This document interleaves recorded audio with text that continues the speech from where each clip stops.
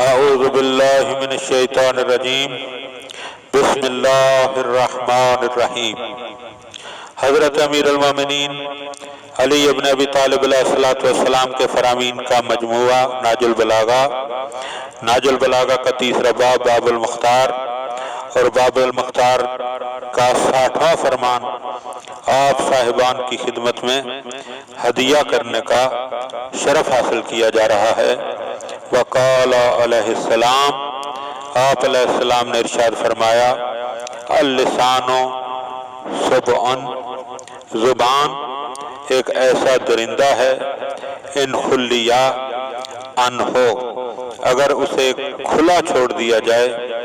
اکرا تو وہ پھاڑ کھائے گا۔ سرکار کے اس فرمان پر غور کیجئے، یہاں پر زبان کی حفاظت کرنے کی طرف متوجہ کیا گیا ہے، یعنی انسان کو ہمیشہ اعضاء و جوارح پر اور بالخصوص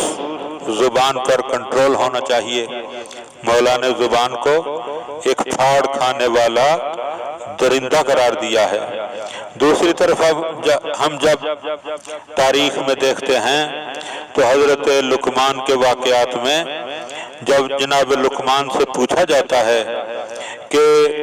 بدن کا سب سے اچھا حصہ کون سا ہے، تو وہ کہتے ہیں زبان، اور اگر ان سے پوچھا جاتا ہے کہ بدن کا سب سے برا حصہ کون سا ہے، تو وہ کہتے ہیں زبان۔ یقیناً زبان سب سے اچھا حصہ بھی ہو سکتا ہے، زبان سب سے برا حصہ بھی ہو سکتا ہے، لیکن اس کو اچھا اور برا بنانا انسان کے اپنے کنٹرول میں ہے، کیونکہ اگر انسان زبان پر کنٹرول رکھے اور اچھی بات کرے، جیسا کہ قرآن نے بھی کہا ہے کہ جب بھی بولو تو اچھا بولو،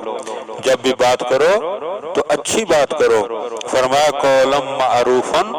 صدق خیر من صدقۃ، اچھی بات کرنا صدقہ دینے سے بہتر ہے۔ تو اس چیز کی طرف انسان متوجہ رہے،